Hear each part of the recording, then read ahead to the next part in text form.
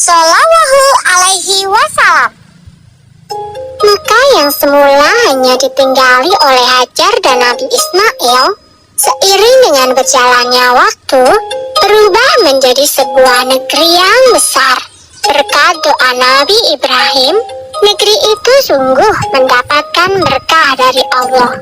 Masyarakatnya hidup dalam kecukupan dan sejahtera. Beribu-ribu tahun kemudian, Mekah berubah menjadi negeri yang sangat kejam. Sebagian besar masyarakatnya mulai melupakan ajaran agama yang benar dan berganti menyembah berhala-berhala yang mereka ciptakan sendiri. Di antaranya adalah Saman, Watan, Nusyun, dan masih banyak lainnya. Semua itu adalah Tuhan yang mereka ciptakan dari batu, kayu, ataupun logam. Kaum Quraisy menganggap harta adalah segalanya. Bagi yang memiliki harta paling banyak, dialah yang akan menjadi pemimpin. Demi mencapai kehormatan dan kedudukan, mereka menghalalkan segala cara. Karena itu pula, mereka seringkali terlibat dalam perselisihan dan kadang-kadang menimbulkan perang antar saudara. Bukan hanya Tuhan mereka saja yang berubah, sifat dan perilaku masyarakatnya pun juga berubah. Kaum Quraisy yang secara turun-menurun menguasai Mekah dan Ka'bah mulai membentuk kelompok masing-masing. Mereka sangat berkuasa dan kaya raya. Namun kekayaan itu mereka dapatkan dengan cara yang tidak halal. Merampok, memeras rakyat kecil, berjudi, curang dalam berdagang, dan perbudakan yang sangat kejam.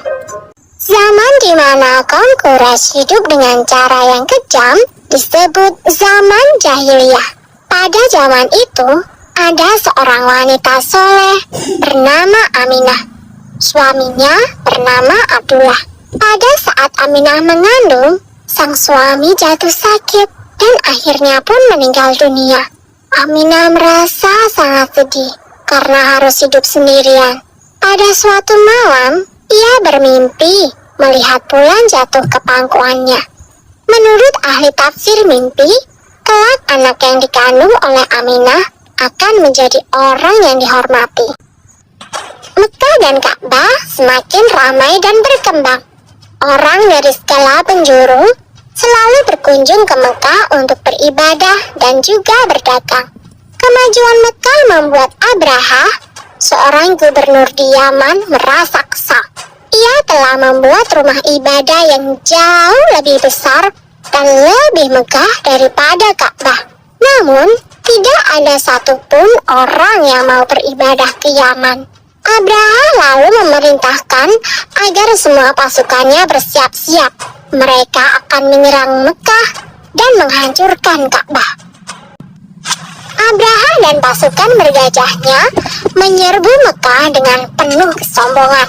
Ketika ia akan menghancurkan Ka'bah, tiba-tiba datang ribuan burung ababil. Burung-burung itu membawa batu-batu berapi dari neraka. Kemudian, batu-batu itu dilemparkan ke arah pasukan gajah Abraha. Dalam sekejap mata, pasukan Abraha berhasil dikalahkan dan Ka'bah pun dapat diselamatkan.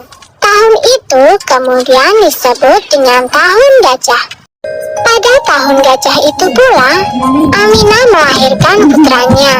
Ia memberikan nama Muhammad, sebuah nama yang tidak lazim untuk anak-anak kaum Quraisy.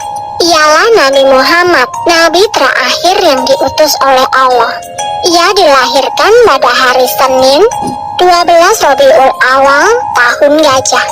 Selesai.